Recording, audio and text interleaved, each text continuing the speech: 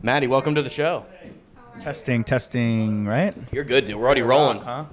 Told you, we just keep it chill on here. I love it organic. So tell me how you know Ma and the guys over in Peekskill and shit, because that's pretty crazy. We're gonna get the mic over, fist away. We're going to get right into it. Okay, I gotcha. Let's see, man. My relationship with Mont and the boys Dan and everything, I lived in Peekskill for about a year. I'm divorced now, but I was married, and that's where I lived. Okay. And actually in the town, Peekskill? In the town of Peekskill. Downtown? Yep, downtown. And I have a good relationship with Travi, and actually a good relationship from Gym Class Heroes. From Gym Class Heroes, yep. And I know they work together, which I kind of worked that relationship together. I brought Travi around Peekskill a bunch.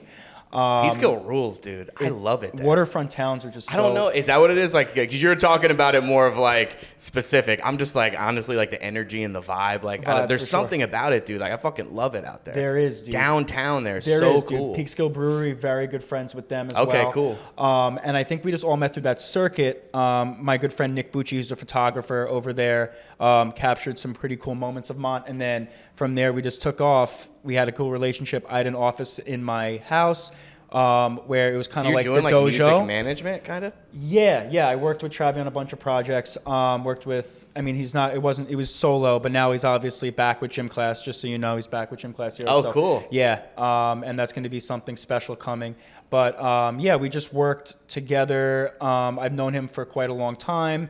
And I brought him over to Peekskill. Obviously, it was pandemic, so everyone was kind of just like in the dojo. I forgot that it was around that time because I've known him since 2013. Mont, you're saying? Yeah, Mont, Dan, those are my boys. I used to have this old T-shirt company called Fluent, where the whole idea back then when I was like hustling weed at the time, and I was like kind of like dropped out of high school. I was hustling. I was in the Bay Area for a minute, and I was like coming back here just doing dirt and shit, like classic fucking prohibition weed stuff out here, and Dan was really cool because like me and him were up on like Currency. Like I used to know like the homies, the Cookie family with Burner in them, so I had like good strains, and I was like fucking with them, and like the music and hip hop and T-shirts and food all seemed to be like this crazy like mesh, and I was like in that mix, and you kind of seem like you're that type of dude too. I feel like we all like link through Instagram and all these things because we're all into those similar things. Like how much of a crazy coincidence is that? Very funny. You know what I mean? Because I had a clothing store myself actually. It was called Ethic. We had a storefront down the Lower East Side. That's kind of how I made a bunch of my connections. Before music. It was just all streetwear. So I was at every trade. I was at every trade show. I was there with 10 Deep. Your brands like 10 Deep, Crooks and Castles, that whole era. Rocksmith, early 2010s, right? Gnarly B from Rocksmith. All those guys. It was just kind of like heavy, and we were just pushing guerrilla marketing. You know what I'm saying? We were really in the street, and that's I think where things have changed. Now it's mostly just all digital. Streetwear? In everything. I think it's all digital. I think mostly digital now. Like, it's a lot of digital ads where it's like you were really in the street. We were really getting to it. We're really pushing a brand. And we went from one store to like 5 stores. How old are you? Me, I'm 35. Yeah. Okay, cool. So I'm 30, just turned 33. But music, so we're in that same era. They all work together, Yeah. When I was, I used to sell weed allegedly at the fucking recording studios and like hip hop spots in like Bridgeport, Connecticut, because I'm originally from New Haven. Yeah. So like we would come down this way all the time and get like piff and sour weed and shit. For sure. And I would sell weed when I was doing the cookies thing. So like I was doing my thing again, doing dirt, and then. We met D from Rough Riders in there. So, like, we made them T-shirts and, like, different, like, connections and all these little things with, like, weed, shirts. And, like, I feel like the food element was, like, just right there, too. So, tell me a little bit more about what you do now when it comes to, like, the food side of it. Because that guerrilla marketing and the hustle that you're talking about that we relate on, I would love to know what you do with your everyday. Because that's kind of how we linked on Instagram from, like, the little, like, food stuff that we do, too. This podcast is brought to you by The Bakery in Cohoes, New York. This is one of my favorite dispensaries in New York. They have the best menu. We're proud to be on it. The best staff. Mike has become like a mentor to us out in New York, especially when it comes to upstate. Be on the lookout for podcasts and more collaborations that we're going to be doing together. the bakery, upstate New York, in the Albany Capital District in Cohoes, man, that's the spot. Breakfast Connections Dutch Master hats are available now on breakfastconnections.co. These things are dope, paying homage to our original Connecticut roots. We're not able to put tobacco on the blunts, but the whole reason we even did the blunts in the New York market was that we found this cone that was able to like taste the weed and have that good experience that we remember with the Dutch Masters. So that's why we're kind of paying homage with the Dutch Masters hats. We're in tons of dispensaries, from in the Adirondacks out to Utica, Capital District down to the Bronx, and Misha's Flower Shop in Brooklyn. We're going to be expanding into the city a little bit more. We also have Living Soil grown indoor flower that's going to be under $40, I'm pretty sure. That's a steal. Some of the best weed in the New York market. I feel confident in saying that. Around $40, that's pretty good. Look out for those bags, Breakfast Connections 8th bags, Breakfast Connections blunts. We still got some of those more affordable 8ths of the outdoors from last season, but we wanted to ramp it up with some more Living Soil indoor grown flower. I think that's it. Back to the show. Yeah, so that's all recent after my divorce. Let me just take a sip of water. I'm sorry. Yeah, you're good, bro. Super parched. Yeah, man. I had like I think 100 milligram edible this morning. So nice. I can't do edibles. I literally would rather eat a gram of mushrooms before eating edibles. I love it, dude. It's a different type of high. I just love it. I love the, like, just being like, fuck it, you know? Yeah. Just grabbing an edible and just calling it like a day. It's more than a day at that point. I think it turns into a journey. It could feel like a year at that point. It turns into a journey, brother. Yeah. All right, so food, it's just been kind of recent. As of past 4 or 5 years, I built Matty Eats. It was after my divorce, and I was like, let me just kind of pivot a bit from food, from music, and let's see how. It was like music and clothes, like that. Yeah, music, scene. clothes, scene, all that. And I always had an interest and a love for food. I think bringing people together through food and just just the entire vibe of food and like flavors and how everything works and coincides with each other.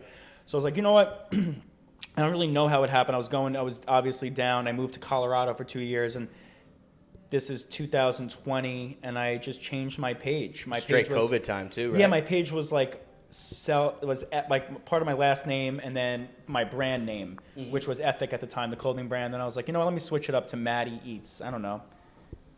Just off feel. That wasn't like a plan, right? Off feel, yeah. And then I made a website, and I've worked with so many brands, so I kind of like listed all the brands. I put it as a portfolio page, and then I started diving into food, not necessarily even the review aspect of my page really, but like more like just like how could we make things happen? How could I just go and visit these spots that I love and show the people that I love these places that I love. Sounds like originality to me. You know, I think why we get because we do the bacon, egg, and cheeses outside the dispensaries, and that's why we're at Sweet Life right now in Upper East Side. Yeah, and we just shout out the Upper East Side. Yeah, I'll shout them out. I'll shout them out. I don't come up here that much. You know what I mean? Big vibes up here. Yeah, absolutely. I love this spot, and we hope to like do some work with you guys as well. And we went to H&H Bagels. It was pretty good. Yeah. When we walked in there too, we thought it was gonna be like some chain type of thing, but it was still pretty cutty. Like the cool Latin ladies let me use the bathroom in there. I was like, nice, like that. I'm doing good today. It's still raw. It's still that organic feel. And are they like, because honestly, I'm just like a big Seinfeld fan nerd. Yeah. And I was like, fuck it, I'm going to go to H&H. You know what I mean? Is that like attached to that? Because you said they've had some changes over the last couple of years, I just think that, it's definitely the same location. And don't quote me, I'm pretty sure they definitely haven't moved locations. Well, they have a couple locations. The original one is, I forget where, and I don't even want to. It's up. I believe the Upper East Side is the original location. That was probably the one that we went to today. I'm almost positive it is. Yeah, I think bagels have just changed like altogether. I think when it comes to ovens and how like there's just mass produced now, I think I love Utopia Bagels for a reason.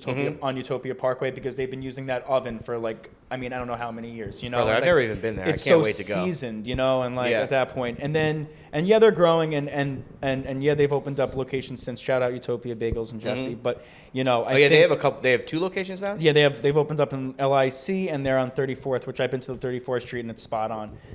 Sweet. Yeah, so I love when that happens, and only in New York, dude. I feel like other places I see like chains do that, like they can't do it, but New York keeps authentic because they care. Yeah. And that's kind of how we bridged to this conversation was us talking about like on social media. I think people like relate to authenticity. You know what I mean? And just you, and even you were saying like you were down and out, right? And you like changed it up. You know what I mean? And you moved to a different place and you just were original. Yeah, how can I make this work? And I was like, we literally started doing bacon, egg, and cheese reviews outside of dispensaries because we're selling blunts in stores, and we had a really good following, and we got shadow banned, and they were trying to steal, cancel our Instagram. We're like, fuck, dude. And we did this food show originally in Connecticut where I had like growers up in Maine, and I still think that New York hopefully will take the crown. I think that New York will be the new Amsterdam and like the spot for cannabis in the world. I really think it will. But right now I think Maine grows the best weed in the world. I think Cali's right there too. I think New York is going to come around though. I agree. Some of the best hash I've smoked is from Maine. Absolutely. And some of the best flower recently I've had is from Maine. Obviously California. I think we'll get there. We'll get there. And there are some guys out here already that you know. But we did a food show in Connecticut where that's kind of how this thing started. We did a Amsterdam-style coffee shop in Rhode Island. We did pop-ups and stuff. Cool. And then we would get flour from Maine, and we would, like, do this food pairing show with, like, breakfast spots, like Cuddy spots. And we did this, like, cool little, like, our own urban food network. Like, that's why we use that coffee cup, is we want to relate to everyday people. Not even just New York, because it kind of works out that way. The most organic. You know what I mean? That right there. Coffee and a blunt, brother? Come on. That's the most iconic. That cup right there, and that graphic is the most New York as you can get, man. It's the most raw New York Cuddy as you can get. You know? And I didn't even try. Like, that was like the feeling we went to. You know what I mean? Yeah. So fire on that one. That's very cool. And so we did the show, and we ended up getting our license in New York because, like, you know, I've been selling weed for 15 years, and we're originally from Connecticut, and like we were on top of our shit with LLCs, taxes, doing our thing. And we actually, like, New York is opening their arms to us. You know what's funny, not being a New Yorker, like being out here, doing like the food stuff, talking to people, being original? It's like we've gotten credibility, which has been cool. You know what I mean? And I mean, because not being from here, you get intimidated, you know? And you're like, oh, I'm going to go sell weed and not my own spot, you know? New York's very welcoming, man. I mean, we are, man, when it comes down to, like, New York, look what's going on here with the Knicks right now. When New York's up, New York's up. You know what I'm saying? And it's like, and you could feel it, man. You could feel it in the streets. You could feel it everywhere. And and that's just what it's about here. I mean, there's the love that New Yorkers show to each other. I mean, it can get crazy out here, but like the amount of love that we have here for each other is something insane, man. I feel like you need that. And that's why that's kind of why it's like so much energy, you know. And that's why I had to come running back from Colorado, man. I was like, yo, I need this. I started working for this cookie company called Chip City Cookies. Opened up about 30 locations with them, and I was like, fuck it, going all Matty Eats. Nice. And now it's been all Matty Eats. You know, between this dispensary, I work with another one, and mostly food clients. Just help them get off the ground. Is it just like marketing? Content creation, and then I push content for them, and stuff like that. Can you tell me a little bit more about like your strategies with that and like what? And I understand if you don't want to get inside baseball, get the secrets out. All it is just what I'm saying? It's just one hint is just staying consistent. That's all I got to say. Staying consistent. Yeah, just staying consistent. Connection is key too, and you can't really be connected with people unless you're authentic, like we were talking about a little earlier. You know what I mean? And staying consistent and not necessarily feeling like you just got to go viral. You know what I'm saying? It'll go viral naturally if you have a good product. And what is viral? You want to connect with an audience that's going to give you, like, you know, money. And, like, be a part short of your lick is cool, but it's like you should have some longevity. You know what I'm saying? It's like it's cool to especially get that in cannabis too. But in cannabis too, exactly. And that's what I tell people. It's like branding is so important. Your brand is everything. You know, it's you, and especially me at my point. Mine's Matty Eats. Matty. It's my name. I can't. So something like this, even today, a podcast like this is something very rare for me. And so that's rad, dude. I'm happy to have you on. Yeah, very rare. I can't even tell you. I think the last one I did was in Colorado a few years ago. And shout out Colorado for sure for the terps. Yo, Colorado has the best. They're the only ones who still got flower. stratter. But I mean, they grow flower obviously to wash and to grow some of the best. I've never really seen any really good flower out there. Green Dot, shout out Green Their Dot. hash is fucking top. But their shelf. hash is top shelf because they were on it early. They were some of the because when hash was booming, or not booming, when it really started to boom in the early 2010s, when it was like the butane shit. Yeah. You know what I'm saying? Shout out everything. Well, all types of concentrates. Dude, right? Colorado was early. They were legal early. Yeah. So, like, they had the equipment. They had the ability to take these risks and spend the money. They had, like, investor money to buy all this crazy equipment. 710 and they could make early. money. Yeah. You know what I mean? They could really make money. And then once, because it's funny, they didn't know what washers were then.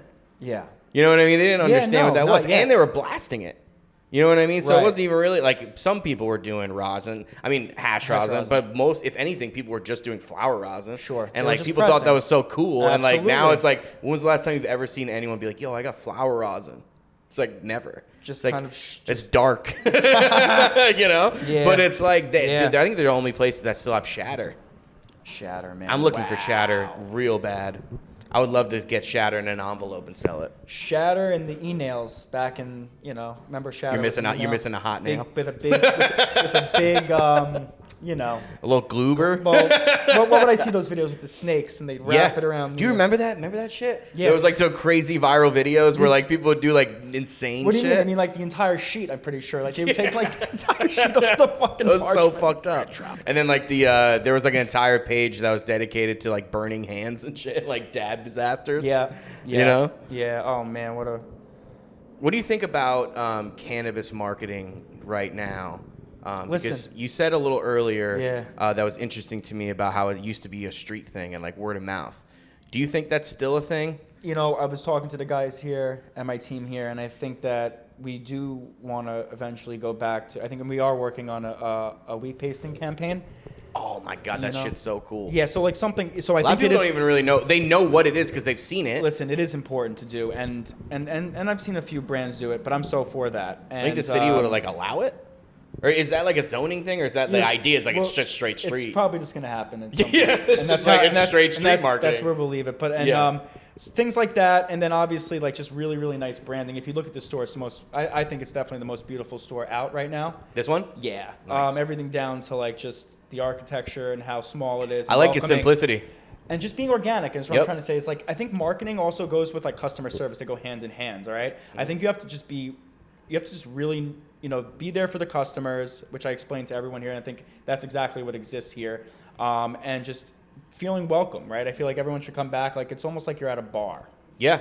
And that bud tender is your bartender, right? It's even more so, I think. I mean, it really is. You have to think that way, and so that that bud tender is your bartender, and you have that relationship with that person, or even someone at the front, right? We have like everyone here that works at the front. They're so welcoming, People are nervous to go buy weed, bro. It's gonna be that way for like 5-10 years. Yeah. And then also just She knows. and then obviously just great branding like we have, and merch is important like we have. I mean, everyone It feels New York in here. It's very New York, man. These are all New Yorkers. Queens, Queens and just Brooklyn, and just like that real New York feel brought to the Upper East Side. I love it. And it does have the Upper East Side vibe in here as well. Very pink, light, 100%. And modern, and beautiful. Yeah, his brother actually, Dean behind the camera's brother sells like mid-century modern on here. He like gets stuff reupholstered and sells it like the hotels and shit. I think you guys are probably up here a bunch, right? I'm sure. Yeah. Yeah, that's like that. This is up here is that type of world, Yeah, they can afford it. And we love, and listen, people. I love seeing the same people here 2, 3, 4 times a week.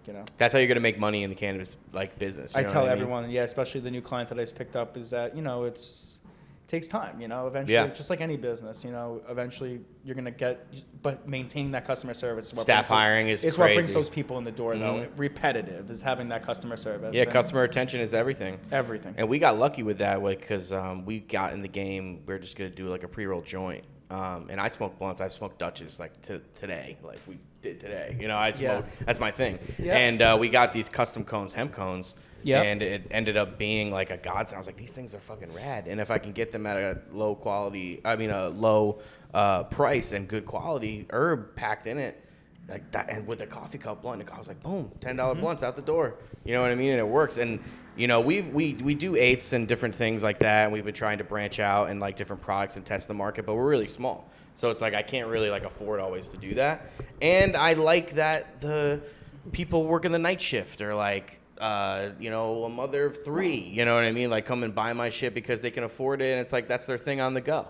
Right. And I think a lot of brands like I think there's going to be a lot of more tier 3 branding licenses that come out. For sure. Do shit like that. Kind of like what we're talking about, like find a niche and like connect with people that are like you too.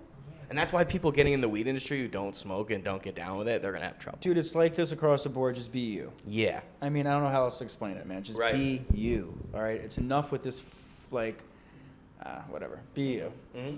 You know? And being involved in, like, music and all that stuff, too, it's like you see it because people try to tell people to be something that they're not. Yeah. When does that ever work? Music to cannabis. Music to cannabis. And to be honest, I think even food. I mean, look how many influencers there are out here. Yeah. You know, and I think people gravitate, towards my pages because, I just go where I want to go. And I love what I want. Mm-hmm. And I think, you know, I show people what I love. And if you fuck with it, you fuck with it. And to be honest, if you don't, see ya. I had trouble, bro. So I had my first couple spots that I did any type of like food reviews online.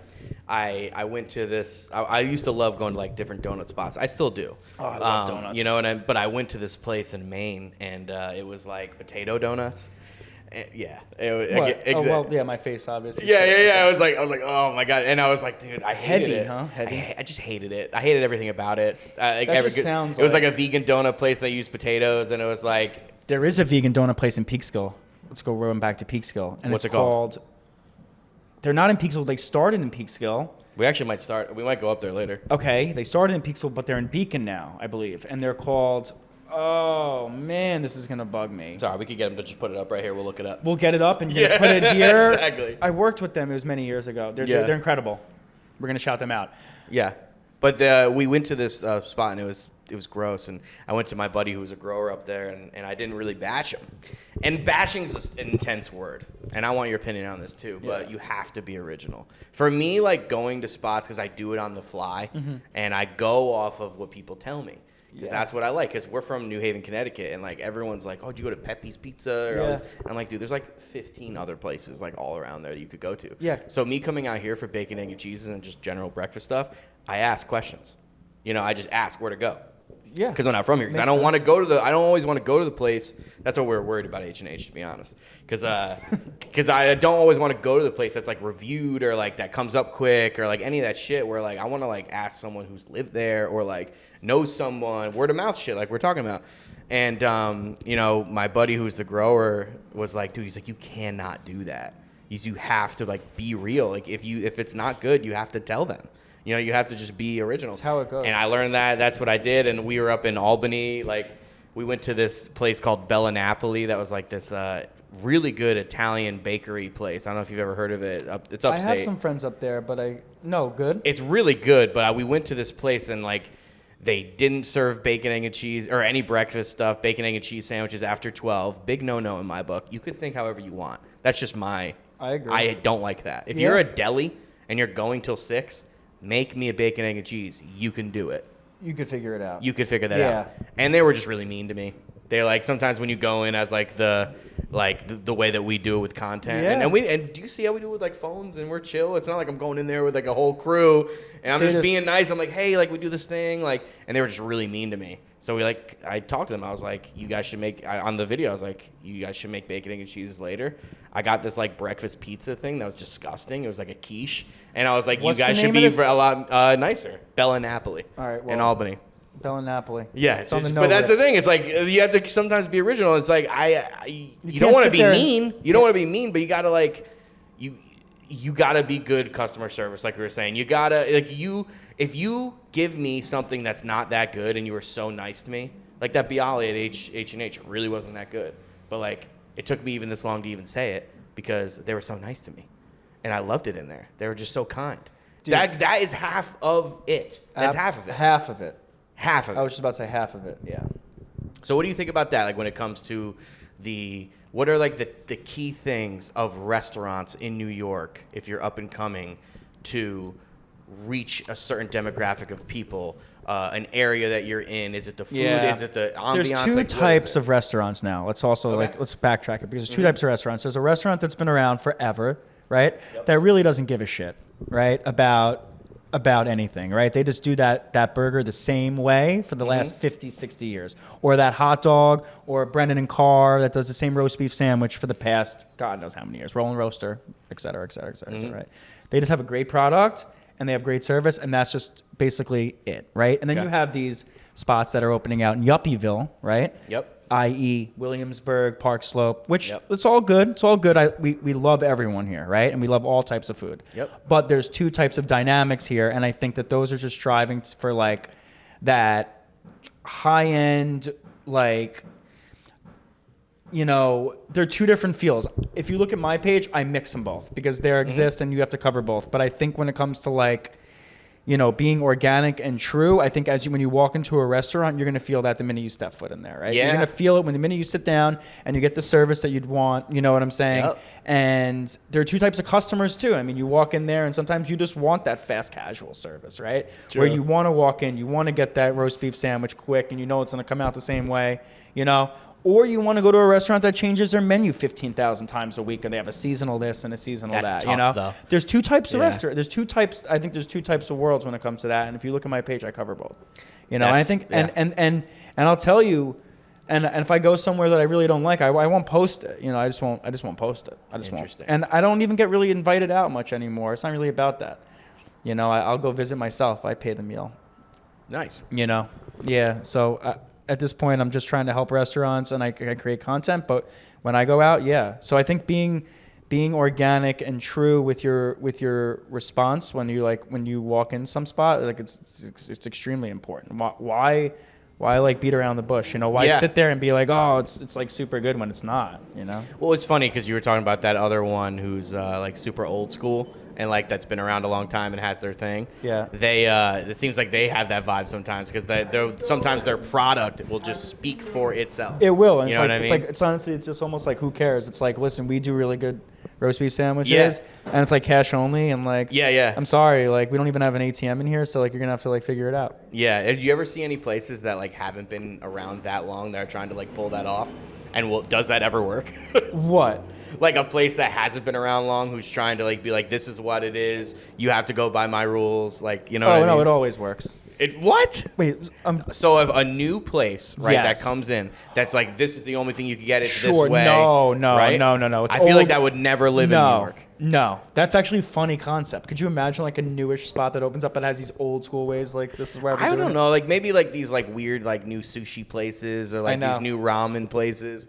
I was like you know what I mean? These like Korean barbecue spots that like aren't as authentic as we would think it is. Yeah. Like maybe sometimes that could be it, but they don't really always last, right? I just love like diner cultures like that too. What's up with diner culture? I feel like that's not even a fucking thing anymore. It sucks that it's not, because unless you own that building, it's like how are you gonna stay? It's. What do you mean? Is that like a zoning thing? It's I feel like right now the culture, you mean like financially, the culture's dying. That it's like if you don't own that space, which is very easy for you too, because like most of these diners have been around for over 60, 70 years. Yeah. So if you don't own the building, it's like, you know, you're fucked. Yeah, kind of in a way. It's similar to delicatessen, old school delicatessen vibes. Like delis, like Cat's Deli, whatever. I mean, Cat's Deli is everyone goes to. I keep hearing that. Yeah, I mean, honestly, it's not for me, but everyone like Second Avenue Deli, places like that. Yeah, you named like two other like roast Mill beef Basin spots. Mill Basin Deli, which is in South Brooklyn by me. That's a spot that's been around forever. Shout out Mill Basin Deli, and you know, but that culture's dying. It's very heavy food. It's very expensive. You know. Yeah. And sad that it is, because like that's like me being Jewish and like growing up in, you know, parts of Brooklyn. It's like it's how it is. It's how it was, you know. Knish spots, knisheries, they'll never exist anymore. There's a guy in South Brooklyn in Mill Basin and Marine Park. That makes me fucking sad. And I want to go to a knisherie. Yeah. Well, he had a cart, dude. It was called something the Knishman, dude. And he'd fucking walk like the streets, dude, with knishes. And he'd be on Coney Island, dude, with knishes. How fucking cool. You know what's funny? I was watching what's that De Niro like Jewish mob movie from New York, Lower East Side?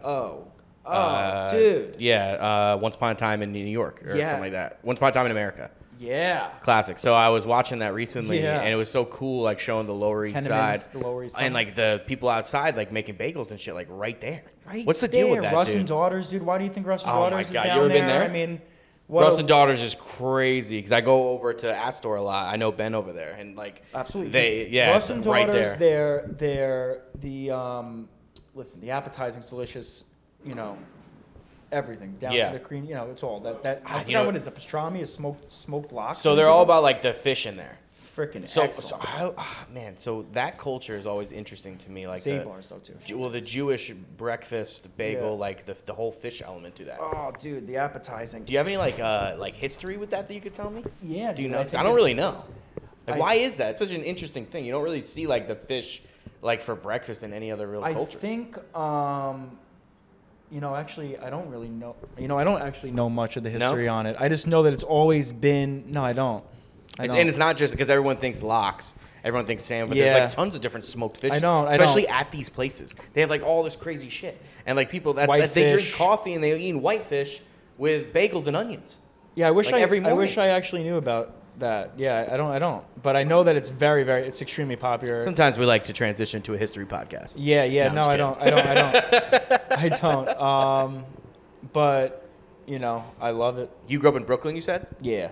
Nice. Yeah. What was the best bagel spot when you were growing up in Brooklyn? Is it still there? Oh man, there's really not much. Dude, there's not. There's a place on Avenue N. It's called Mill Basin Bagels. I mean, it's good. There's really not. That's not. Are you one of those guys that's like, it's not like it was anymore when it comes to these types of things? But I like Utopia Bagels, so I would go out to Queens for Utopia Bagels as much as I could. I think any New York bagel also is good too. Well, it's funny, when I was at Astor Club, when I was first starting to come into the city, like selling weed and shit, I would be like, oh, Cats, or what's that pancake place everyone always talks about? Golden Diner. I was just about to talk about that. Yeah. Honestly, fuck that. But everyone doesn't like it. It's crazy. Like, well, everyone does like it, and that's the reason why it's like a 2.5 Well, not the people I was fucking with. That's the people I was meeting. Because I would have to agree with the people you were fucking with, because I don't really fuck with it. I just went, shout out Yara at Hellbender. I just had the most insane pancake I think I've ever had in my life, a masa pancake. All right?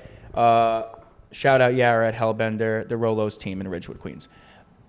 Best pancake I think I've ever had in my entire life. All right. So again, and no line out the door, dude. Being from New Haven, like with the pizza, and that's why I love coming out here and trying to check out these places, because like you look online and Instagram, it's all fucking bullshit. So I think that's why a page like yours, you could find some diamonds in the rough. And like, we don't have like hundreds of thousands of followers and all this shit, right? But we have a good audience that, like, I don't know, I'm sure you do too. Like, that's how we met, DMs and shit. I talk to them. You know, people like go on our messages like, yo, go to this spot. It's right by this dispensary. Yeah. You know what I mean? So like, people who like really get it, you know what I'm saying? You know, a core audience I think I have, you know? Yeah, I think that's important. I think that's how I've been able to also gain some traction on these food tours that I've been doing. Yeah, and you know, just going back to just staying true to yourself. I think that's the most important. And yeah, not having 100,000 followers, I don't think it's really about that. I think it's just about having the right followers. Which is funny too, because you said a little earlier, you were like, what do you think you could, like, what it takes to be successful and all these things, like doing what we do. And it's like not trying to be viral and just being consistent, right? Yeah. So it's like it can happen, and caring, and it will happen. Listen, there's videos that do nice and they trend nice and have a goal, right? It's like what is making it happen? You know, it's like we have to know what we want to do getting into this. Like, again, for us, like selling the blunts, it's like we're selling blunts in dispensaries and we can't market online. We just can't do it. So how do you figure? But like, that was my thing. My first instinct, just being a hustler and shit. I'm like, yes, I can.